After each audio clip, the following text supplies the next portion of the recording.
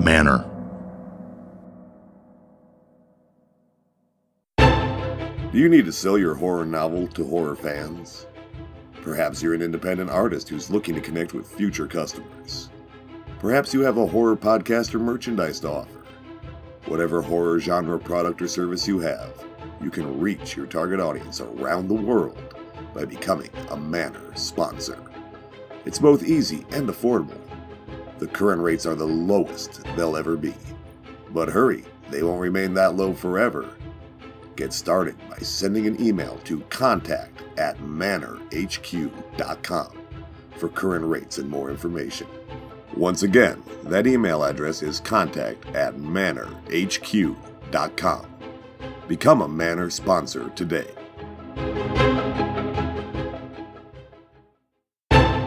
Follow Manor online and on social media.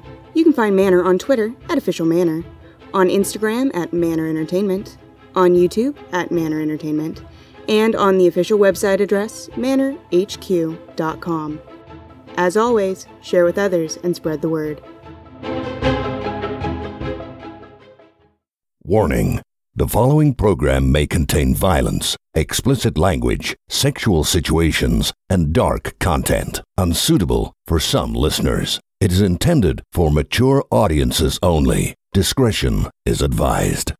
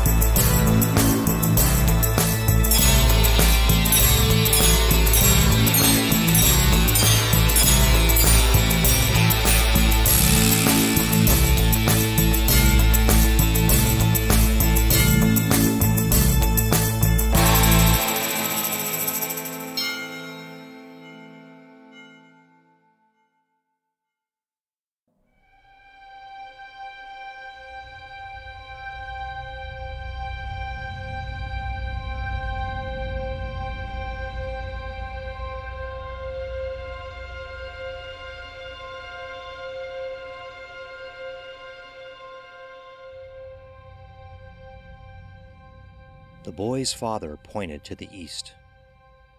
"You are to never go in that direction. You can play in the clearing over there, or in the other direction, towards the west. But children are to never, ever go to the east.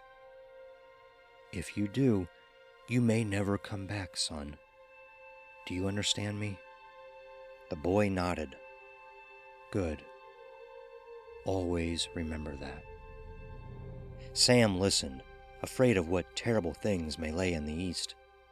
From that moment on, he avoided the east whenever he played outside. Until years later, after a number of summers had passed, and once Sam turned 13 years of age, he looked towards the east and saw the unused and green pathways, while the west pathways were dull and full of dirt and footprints. "I'm not a child anymore," he thought. "I have to prove I'm not afraid of the east." So before dawn, and while his father still slept, Sam picked up his father's spear and set off towards the east. After walking east for some time, Sam came to a lake. Its blue water reflected sunlight in his eyes. He had built up a thirst on his walk and knelt down for a drink. As he leaned in, shadows formed just underneath the water's surface. Sam took a closer look. As he did, one of the shadows came out of the water and towards his face. He fell back onto the sand. Air rushed past as the fish almost grazed his nose. As it flew by, Sam saw its jaws were filled with teeth as it chomped the water, then the air, then the water again, once it completed the arc. The fish meant to strike him, perhaps bite his face, or worse, much worse. He watched as the shadows under the water moved around in a menacing pattern, as if to say, "Try it again, boy, and see what happens." Then he saw it in the center of the lake, a small island covered in trees, grass, and a beach. "Hello there." Sam turned and held his spear before stepping back from the stranger that now stood before him. Sam didn't recognize the man. He wasn't from the village. He wore odd clothing. It wasn't made from animal hide or fur like his people wore. This material seemed to be smooth and silky. Yet the man held a spear similar to his father's. "Oh, I didn't mean to startle you," the man said. "But where do you come from?" Sam didn't answer. "I bet you're from the woods, the village." "Yes, I can tell." "Well, I come from the east and wanted to visit the lake. You too?" Sam still didn't answer. Want to play a game? Who can throw their spear the farthest? You or me? Let us see. I bet you can't throw as far as me." Sam thought it over. He came this way to show he wasn't afraid of the east anymore, to show he wasn't a child anymore. "I bet I can throw it farther than you." The man tilted his head back and laughed. "Can you now? Well, let's see." The man threw the spear first along the lake shore, and it landed arrow first into the grassy field some 50 yards away. "I don't know," the man said, smiling. Sam threw his spear next, and it landed in the same grassy field, except 60 yards away. The man frowned, but quickly returned the smile and said, "Well, let's see who can run to the big tree and back." "I will win this too." "On the count of 3. 1, 2, 3. They took off towards the tree at the end of the grassy field. The man was in the lead, but as they reached the tree and turned to run back, Sam passed the man and won the race. Sam felt like he could run it again as the man huffed and puffed in a wheezing effort. "Okay, you win." "Want to do another?" "No, you beat me. Now you get a prize. Do you see that island in the middle of the lake? There's treasure there. I know exactly where it is, because it's mine. I will give you treasure to take back to your family, so you can show them what you did by going east." "How do we get there? The fish?" The boy pointed to the moving shadows underneath the surface of the water. "Those are my fish. They protect the island and my treasure. But I have a canoe." "Won't the fish eat your canoe?" "If we were traveling by water, yes. But we're not." The man whistled. 3 large vultures appeared over the horizon of the eastern treetops.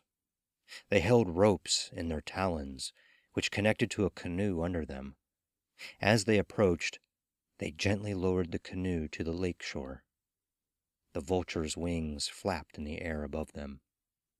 Sam smelled a foul stench, one of carrion, from their flapping wings, a scent more pronounced by the hot sun and humid temperature of the day.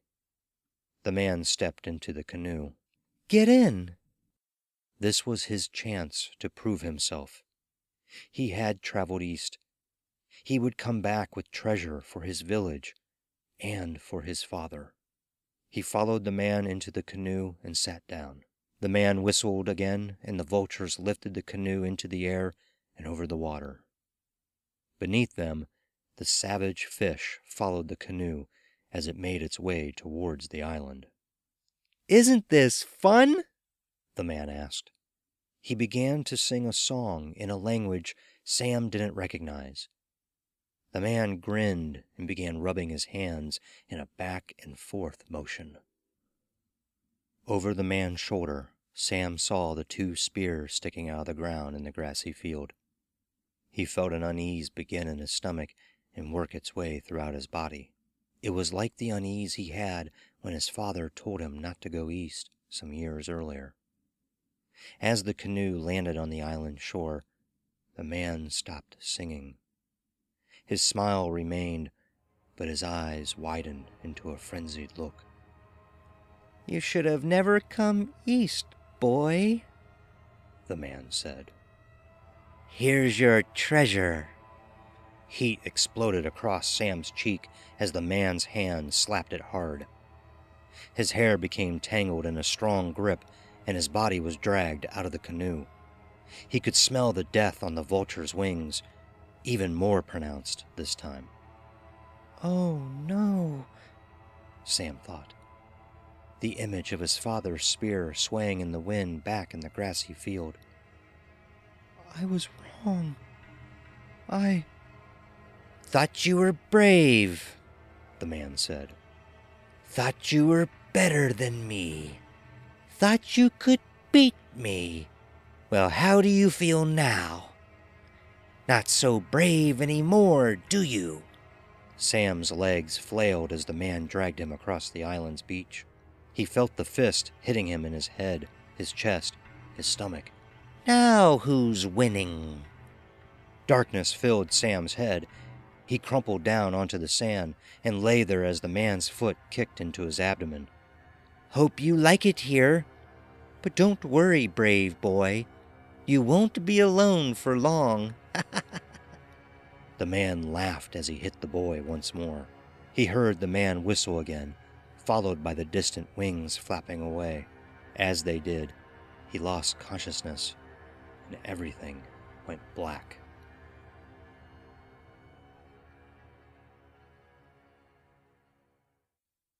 When the boy awoke, he was still lying on the island's beach. He felt his bruises and aches. Nothing was broken, as far as he could tell. The sun began to set. Nightfall would come soon. He needed to eat something.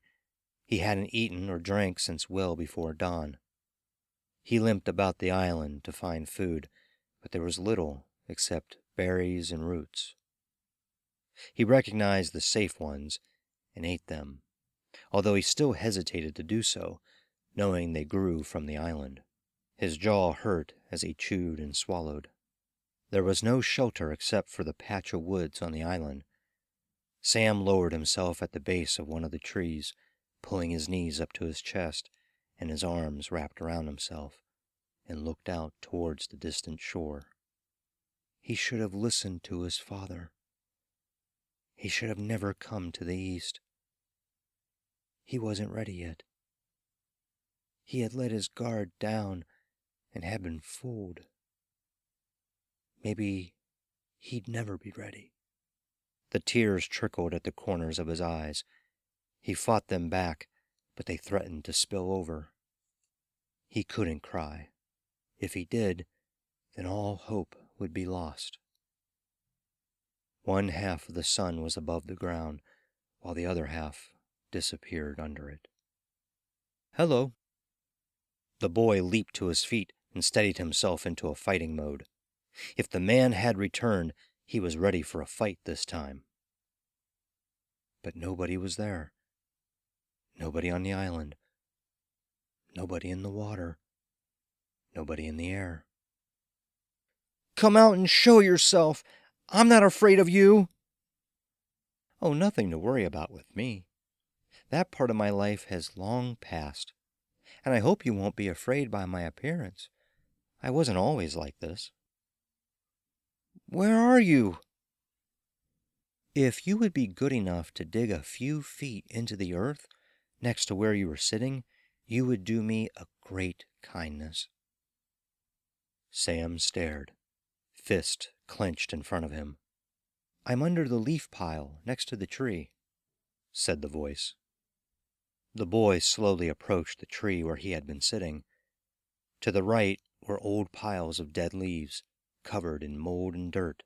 Sam scraped away the last year's autumn and began digging at the ground, taking a glance around him as he did so. His fingers clutched onto something hard before it continued onto a longer shape, and then it too was attached to something hard, which connected to another and another. When Sam had wiped away enough dirt, he saw it looking up at him with hollow sockets. A skull and upper rib cage lay on the ground, yellow and aged. The boy recoiled. "Oh, I am much obliged," said the skeleton. The skeleton didn't move. It just lay there. But the voice was coming from the bones. "Don't be scared. You and I are brethren, you see." "You're a skeleton!" "Yes, it's quite unbecoming of who I once was. Now, one more thing, if you will. Under that tree, just by the bowl, there's a pouch under it. Would you mind bringing it to me?" "How do I know this isn't a trick? How do I know you're real?" "I can assure you I'm real. As for tricking you, I save trickery for my enemies, of which you are not, and because I want to help you. But I need your help first." "What do you mean?" "I tried with others like you. They didn't believe me. They thought I was just part of a hallucination, or their starvation, or even lunacy. Some were too scared of me and never uncovered me. Now they, too, are buried bones elsewhere on this island." Sam didn't move. "I'll make you a deal. If you don't find the pouch under the bowl exactly where I told you, then you can deem me a part of your imagination. If you do find the pouch and help me, I will make sure you stay alive so you can return home someday." Sam saw no other options. He walked over to the tree and found the bowl. With one unsteady hand, he overturned it and jumped back. There it was. The pouch, just like the skeleton said. "Oh, please hurry. They are tickling me." He picked it up and brought it back over to where the skeleton lay. "It would satisfy me if you would fill the pipe with tobacco and then light it before putting it into my mouth."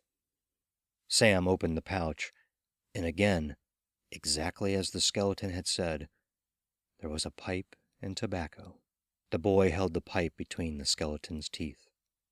As the skeleton smoked, the boy saw something move just under the rib cage. He quickly removed the remaining leaves and dirt from the rest of the skeleton and saw the rib cage was full of mice.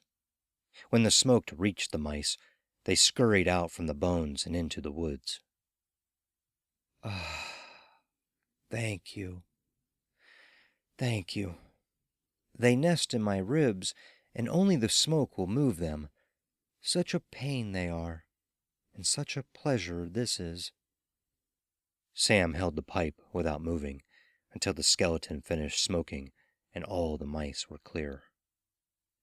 "Now, you will want to know what you can do about the man who brought you here. The singing man. Well, I'll help you. But first, we have to deal with the flying head that will be here once the moon is full and bright." "Flying head?" "They are the undead monsters of past tribes, made up of elders murdered by their own people, now hungry for human flesh. Children are a delicacy to them. This one rises from the bottom of the lake and flies over the island, looking for its next meal. The singing man brings outsiders here, those who travel east. A deal made years ago to keep the singing man safe and to keep the flying head satisfied. A sacrifice for every full moon, just like tonight's." "You should have never come east, boy." The other half of the sun rested under the horizon, its final light slowly extinguishing. "See, like you, I too was tricked by the singing man. I know what's coming, and I want to help you so you don't make the same mistakes I did and end up bones, just like me." "I can take care of this singing man. I'm ready for him." "But you're not ready for the flying head. The night is near, and the moon follows. You must run up and down this island. Touch every tree you see. Leave your tracks and scent everywhere. This will confuse the demon. Then hide in the hollow tree at the edge of the woodline. It's the last tree on the west coast. But you must do this now. Time is short. Sam did what the skeleton said. He ran up and down the beach and through the woods and the field, touching everything he saw, leaving tracks and scent everywhere on the island.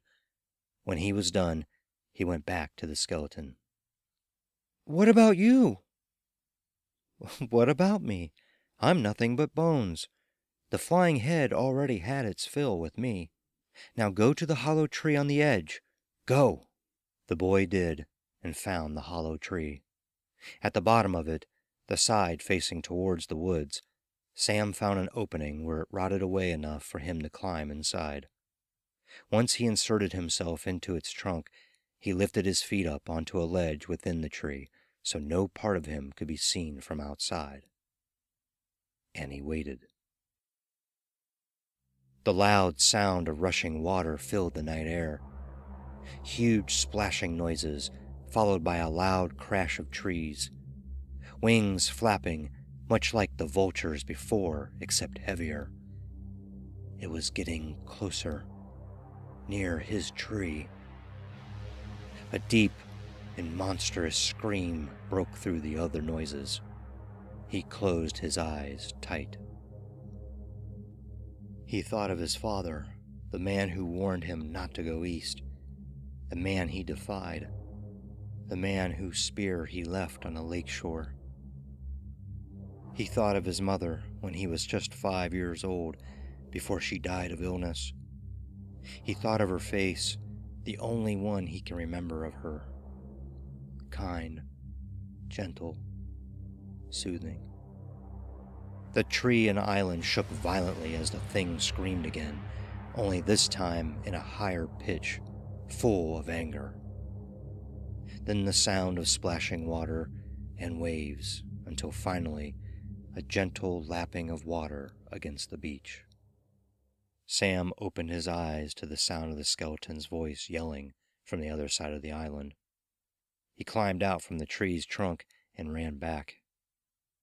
"You saved my life," Sam said when he reached the skeleton.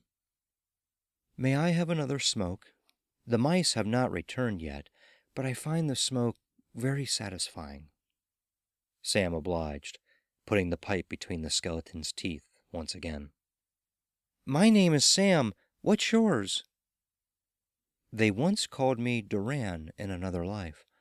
You can call me Smoker in this one." Smoke filtered through the rib cage. "There's no doubt the singing man will be on his way, now that the flying head voiced its displeasure. He will want to correct you and make peace with the demon. You must return to the tree before he gets here." "No." "But it's the only place you can hide on this island." "It won't work this time. I can't keep hiding. The singing man is smart and keen. He will search every tree until he finds me. He looked at the moonlight shining off the smoker's bones. "What is it?" Smoker asked. "I have an idea." The singing man stepped out of the canoe and onto the beach. He held an axe in his right hand. The vultures perched on the sides of the canoe, waiting for their next command. The flying head scream had sent him into a fury.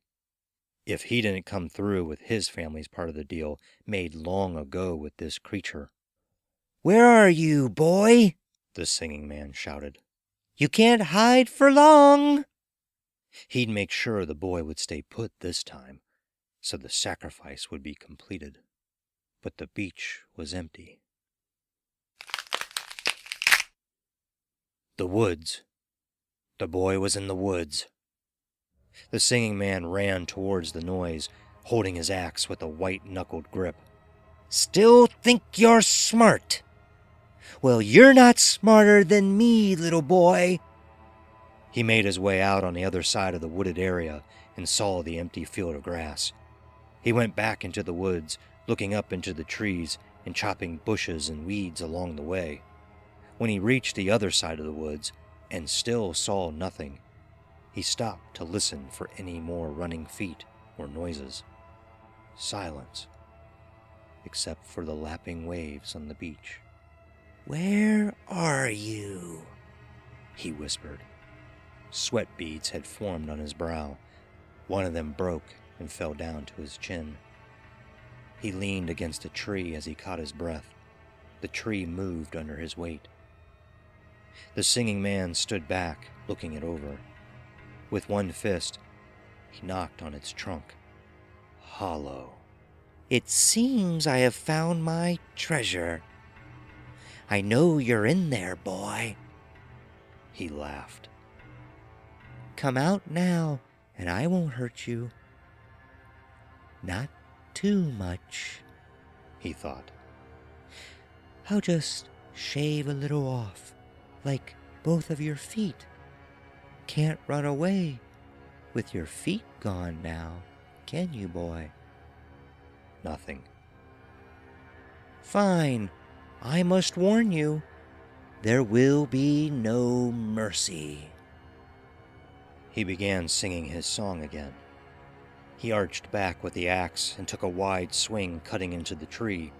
Again and again, singing the entire time, waiting for the boy's screams and bloodshed. The tree finally topped over, crashing onto the grassy field.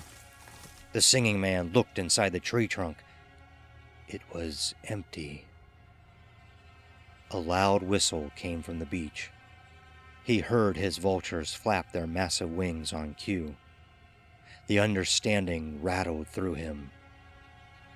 As he ran onto the beach, he watched his canoe float high above the vicious water, vulture wings flapping in moonlight. Two eyes peered over the rim of the canoe's hull, looking down at him. The boy. "It can't be. The little bastard. The smart little bastard." He dropped the axe onto the sand, his arms out in front of him. "Wait!" he shouted. He ran along the beach in the direction of the canoe. Water splashed as his feet went into the lake. A sharp pain started in his calf. One of the fish had latched onto him with its sharp jaws. He gripped the fish and ripped it free. It held a mouthful of his flesh in its mouth.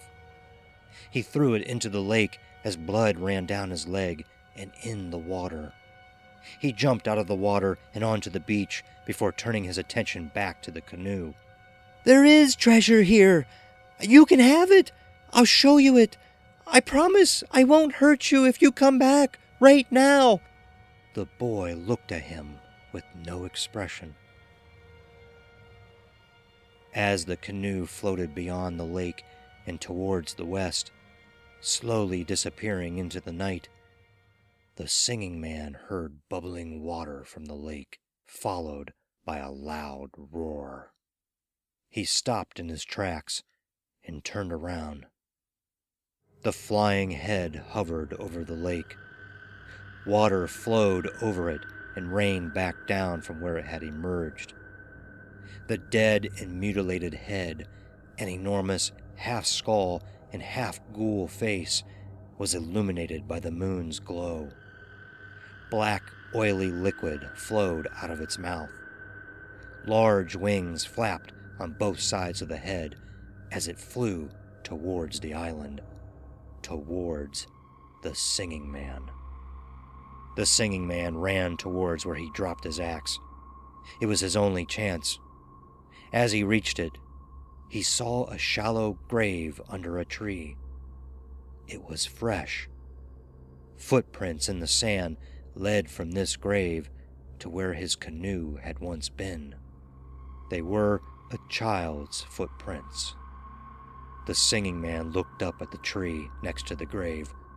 A skeleton was propped up against it, looking at him. A pipe protruded from its smiling mouth. The skeleton was smoking. "Your turn," The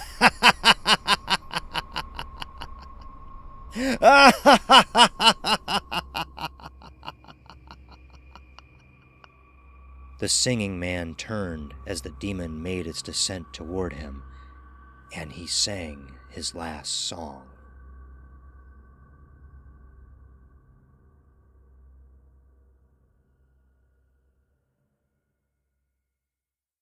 I've brought you a new pipe and more pouches of tobacco. You are more than considerate. The man lit the pipe, and the mice scattered from Smoker's ribcage. The canoe rested on the beach, while 3 swans sat on top of it. You saved my life all those years ago. Are you sure you want to stay on this island? I can take you back with me this time. I can give you a proper burial. This is where I'm meant to be, my friend. I'd rather let the elements do their work over time. It's much more pleasant this way instead of the dark. I won't have much longer as it is, and then the mice will have nothing to tempt them. But you, Sam, you have a whole life yet to live, now that you're a man. Is there anything else I can do to help you? You already have.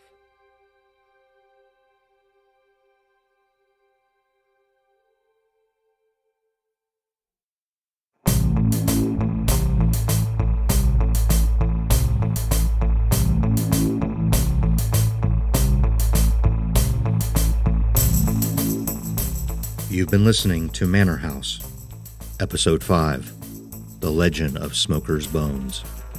This episode was originally recorded and produced in 2015. Subscribe to this show and leave a rating, a review, and general feedback wherever you're receiving this program. Share with others on social media and at home. Your feedback, as well as sharing with others, helps grow and continue future productions. Credits. Performance by Rock Capuano. Story based on an Iroquois Indian folktale. Script by Rock Capuano. Sound effects, and music by Edel SFX. Manor House theme song written and performed by Alan Postscript. Manor House was created by Rock Capuano.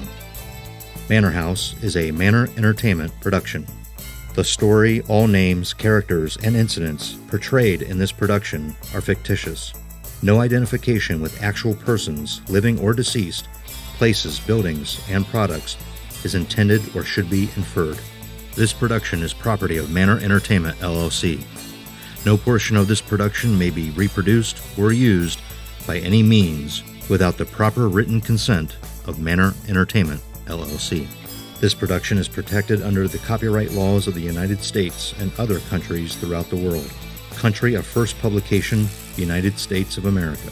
Any unauthorized exhibition, distribution, or copying of this production, or any part thereof, may result in civil liability and criminal prosecution. Copyright 2019, Manor Entertainment, LLC.